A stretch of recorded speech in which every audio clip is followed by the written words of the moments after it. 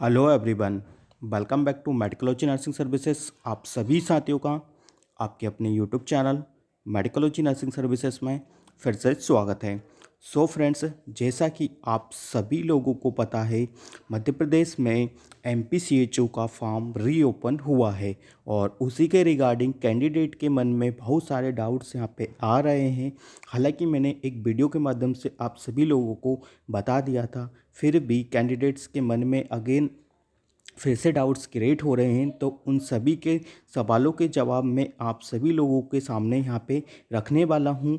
फिर शायद इस वीडियो के माध्यम से आप सभी लोगों को पता लग पाएगा कि आपको कौन कौन से डाउट्स आपके मन में है या नहीं है, या कौन कौन से डाउट्स आपके क्लियर हुए हैं। ठीक है, तो बढ़ते हैं हमारी अपडेट की ओर। इससे पहले यदि आपने मेडिकोलॉजी नर्सिंग सर्विसेज के यूट्यूब चैनल को सब्सक्राइब नहीं किया है तो बेल आइकन को प्रेस कर लीजिएगा और ये बटन के आइकन को प्रेस कर लीजिएगा, ताकि आने वाली ऐसी ही एमपीसीएचओ से रिलेटेड वैकेंसी का अपडेट और फॉर्म के रिगार्डिंग अपडेट आपको टाइमली मिलता रहे। तो बढ़ते हैं हमारी अपडेट की ओर। सो फ्रेंड्स, सबसे पहले कैंडिडेट के मन में यह डाउट आ रहा है कि क्या न्यू कैंडिडेट फॉर्म को अप्लाई कर पाएंगे या नहीं कर पाएंगे। ठीक है, तो डेफिनेटली मैं आपको एक चीज़ बता देता हूँ कि ये जो वैकेंसी है ये 2023 में आपको देखने को मिला था अक्टूबर में, और अब जो वैकेंसी रीओपन हुआ है, मतलब रीओपन का मतलब है कि वही वैकेंसी को यहाँ पे उन लोगों ने कुछ करेक्शन और फॉर्म को रीओपन किया गया है। तो मतलब न्यू कैंडिडेट इसमें अप्लाई कर सकते हैं। ठीक है, इस चीज़ का आप लोगों को ध्यान में रखना है। ठीक है, न्यू कैंडिडेट इस फॉर्म को अप्लाई कर सकता है। ठीक है, चाहे आपके पास उस टाइम रजिस्ट्रेशन नहीं आया था, बट यदि आपके पास अभी रजिस्ट्रेशन आ गया है तो अब आप फॉर्म को क्या कर सकते हो, अप्लाई कर सकते हो। ठीक है, तो आई थिंक एक ही जो डाउट्स था, ये मेजॉरिटी ऑफ द डाउट्स है कैंडिडेट के मन में कि क्या हम न्यू कैंडिडेट फॉर्म को अप्लाई कर पाएंगे या नहीं कर पाएंगे। ठीक है, सेकंड थिंग का डाउट्स क्या क्या आ रहा है, तो सेकंड थिंग का डाउट्स ये है कि जो ओल्ड कैंडिडेट हैं, ओल्ड मीन्स कि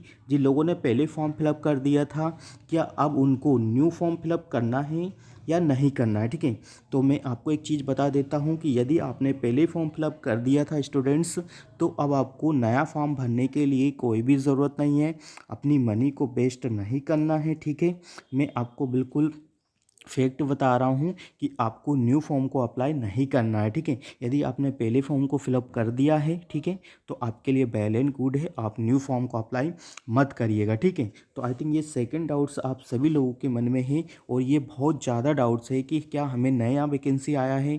ठीक है, तो मैं बता देता हूँ कि आपके लिए कोई भी नया वैकेंसी नहीं है, ये ओल्ड ही वैकेंसी है जो पहले सीएचओ का यहाँ पे निकला हुआ था। ठीक है, इन चीज़ों को आपको ध्यान में रखना है। ठीक है, आपको नया फॉर्म अप्लाई नहीं करना है। चाहे कोई भी कैंडिडेट आपको बोले तो आपको बताना है कि भाई पहले एक बार मेडिकोलॉजी नर्सिंग सर्विसेज को फॉलो करो, देन आपके मन में कोई भी डाउट्स नहीं बचेगा। ठीक है, तो उनको यह चीज़ें बताना है, और ये वीडियो ज़्यादा से ज़्यादा बच्चों को आप शेयर करिए, ताकि सभी को है ना अपने जो डाउट्स हैं, क्योंकि बहुत सारे कैंडिडेट मेरे से पूछ रहे हैं सर हमें उन्होंने ऐसा बोला है कि हमें नया फॉर्म फिल करना है, सर उन्होंने बोला है कि नया वैकेंसी आया है। तो ये टोटली गलत है। ठीक है, बहुत सारी बातें होती है, बहुत सारे लोग होते हैं, बहुत सारी फेक न्यूज़ भी आपको सर्कुलेट होती है। ठीक है, इन सब बातों में आपको बिलीव नहीं करना है। यदि आपने पहले फॉर्म फिलअप कर दिया था तो आपको नया फॉर्म भरने की कोई भी ज़रूरत नहीं है। ठीक है, थर्ड डाउट क्या क्या है मन में जो भी बच्चे हैं, क्या हमारा करेक्शन हो सकता है। तो कुछ बच्चे बोल रहे हैं कि हमने पहले सीसीएच में फॉर्म को फिल कर दिया था, और कुछ बच्चे बोल रहे हैं कि हमने सीएचओ में फॉर्म को फिलअप कर दिया था। तो क्या ये पोस्ट एक्सचेंज हो सकती है क्या। तो भाई पोस्ट तो एक्सचेंज आपकी नहीं हो पाएगी, ये चीज़ का मन में आप निकाल दीजिएगा।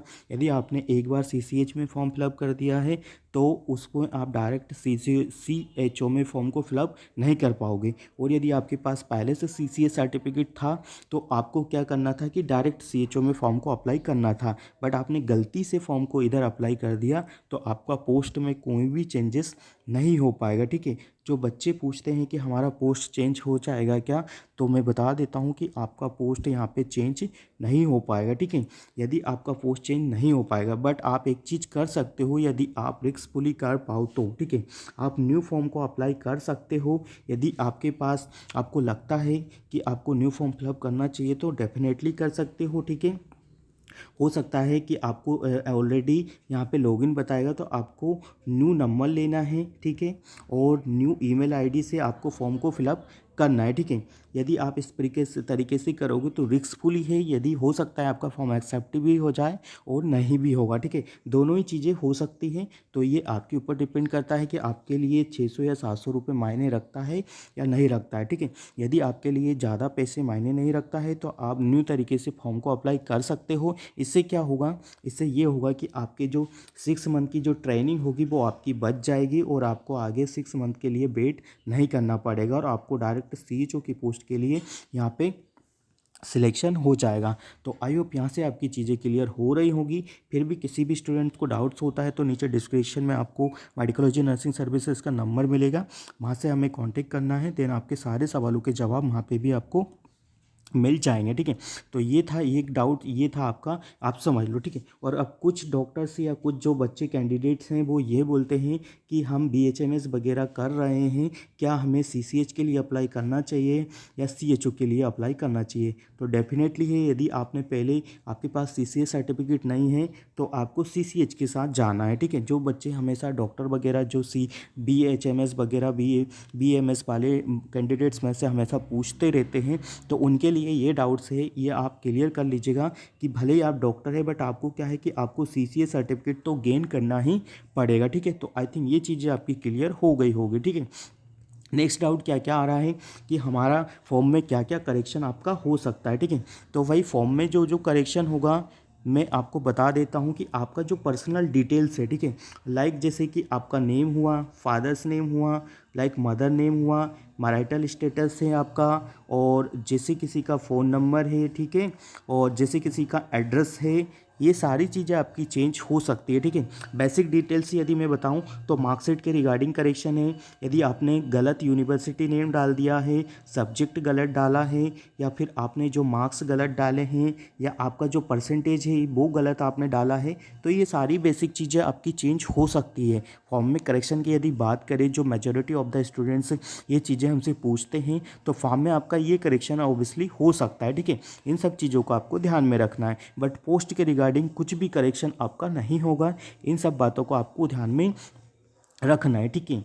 आई थिंक ये सारी चीज़ें हो गई है। और जो कुछ बच्चे में से पूछते रहते हैं, उनके डाउट्स है, हमारे पास पहले से रजिस्ट्रेशन सर्टिफिकेट नहीं था, क्योंकि यहाँ पे 1 सितंबर का उन्होंने यहाँ पे दे के रखा था, ठीक है, 1 सितंबर। बट अभी क्या है कि पोस्ट को रीओपन कर दिया गया है, तो क्या भाई हम अभी फिर से फॉर्म को अप्लाई कर सकते हैं क्या। तो भाई ठीक है, यहाँ पे जो पोस्ट थी वो 1 सितंबर तक रखी गई थी, बट अभी यहाँ पे मेंशन ऐसा है कि भाई आप फॉर्म को रीओपन हुआ है, तो आप अपना यदि रजिस्ट्रेशन अभी जनवरी में भी आ रहा है तो बिल्कुल मेरे अकॉर्डिंग तो आप अपने फॉर्म को अप्लाई करिएगा, और हो सकता है आपका फॉर्म यहाँ पे सक्सेसफुली एक्सेप्टेबल भी हो जाए, ठीक है। यदि किसी के पास डिग्री नहीं आया था, किसी के पास प्रोविजनल नहीं आया था, और किसी के पास रजिस्ट्रेशन नहीं आया था, बट हाल ही में अब जाके आ चुका है, तो अब अपना फॉर्म को आप क्या कर सकते हो, अप्लाई कर सकते हो, ठीक है। ये है, ये मैं अपना खुद पर्सनली बता रहा हूँ कि यदि आप ऐसा करोगे तो आपका फॉर्म एक्सेप्ट हो जाएगा, अदरवाइज़ नहीं तो आप वो वैकेंसी से वंचित रह जाओगे और आप फॉर्म को अप्लाई नहीं कर पाओगे, ठीक है। इन चीज़ों को आपको ध्यान में रखना है, ठीक है। ऐसा करने से आपका फॉर्म है जो एक्सेप्ट हो सकता है और नहीं भी हो सकता है, बट आपका क्या है कि आप एक ट्राई तो कर सकते हो, ठीक है। तो इन सब चीज़ों को आपको ध्यान में रखना है। बहुत सारे ऐसे डाउट्स हैं जो कि बच्चों के मन में आते हैं। और सेकंड डाउट्स क्या क्या आ रहा है, क्या हम आउट वाले हैं क्या से एमपी से, तो क्या हम फॉर्म को अप्लाई कर सकते हैं। तो भाई आप फॉर्म को अप्लाई नहीं कर पाएंगे, क्योंकि इसमें एमपी का डोमिसाइल सर्टिफिकेट आपसे मांगा गया है और रजिस्ट्रेशन आपका भी एमपी का होना चाहिए। तो you can't fill the form outside of the candidate, जो भी एमपी से आउटसाइडर हैं वो फॉर्म को अप्लाई नहीं कर पाएंगे, ठीक है। तो इन सब चीज़ों को ध्यान में रखना है। और फॉर्म में आपकी जो 45 ईयर तक जो एज मेंशन की है, ये आपके लिए वेल एंड गुड है। आप इससे क्या कर सकते हो, अपनी एज क्राइटेरिया के अकॉर्डिंग फॉर्म को फिल कर सकते हो। ये सारी चीज़ें किसके लिए, एक टीचर्स के लिए बहुत इंपॉर्टेंट है, क्योंकि बहुत सारे कैंडिडेट हैं जो कि प्राइवेट में टीचिंग कर रहे हैं, उनके लिए एज क्राइटेरिया फिल हो गया है, बट वो क्या है कि आप सीएचओ की जॉब को पा सकते हैं, ठीक है। तो आई होप सबके डाउट्स यहाँ पे क्लियर हो गए होंगे। फिर भी किसी भी स्टूडेंट्स को जो डाउट्स बच गया होगा हमारा पेंडिंग में, जो आपको नहीं बताया होगा, फिर भी वो पूछ सकता है, मैसेज कर सकता है, कॉल कर सकता है, नीचे डिस्क्रिप्शन में आपको नंबर मिलेगा।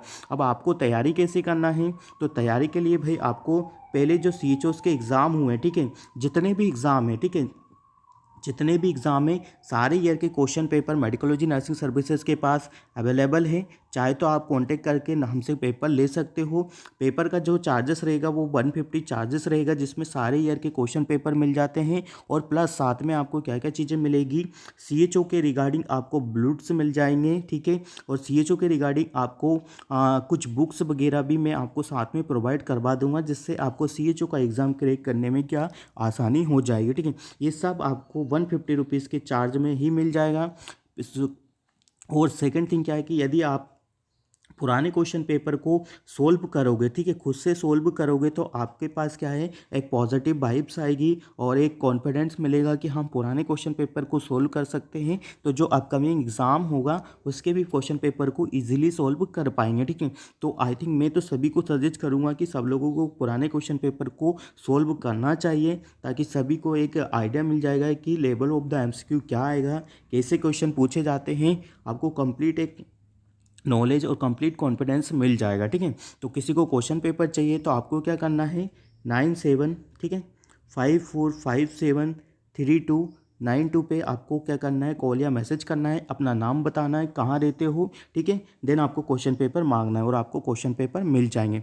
तो आई होप सबके डाउट्स यहाँ पे क्लियर हो गए होंगे। फिर भी किसी भी स्टूडेंट्स को कुछ भी डाउट्स बचा हो तो मेडिकोलॉजी नर्सिंग सर्विसेज से कॉन्टेक्ट करके अपने डाउट्स यहाँ पे क्लियर कर सकता है। चाहे तो आप कॉल कर सकते हो या मैसेज कर सकते हो, ठीक है। तो हम मिलेंगे नेक्स्ट अपडेट के साथ। जो भी MPCHO के रिगार्डिंग जो भी अपडेट्स होगा, छोटे से छोटी बड़ी से बड़ी अपडेट आपको मेडिकोलॉजी नर्सिंग सर्विसेज प्रोवाइड करेगा। तो चैनल को जरूर सब्सक्राइब कर लीजिएगा, ताकि सीधे ही नोटिफिकेशन आपके मोबाइल फ़ोन पे पहुंच पाए। हम मिलेंगे नेक्स्ट अपडेट के साथ। जब तक बने रहिएगा मेडिकोलॉजी नर्सिंग सर्विसेज के यूट्यूब चैनल पे। जय हिंद, जय भारत। वीडियो का लिंक अपने फ्रेंड सर्कल में जरूर शेयर करिए, ताकि सभी को है ना बहुत सारी फेक न्यूज़ से बच जाए और एक्यूरेट इन्फॉर्मेशन पहुंच पाए। Thank you so much guys.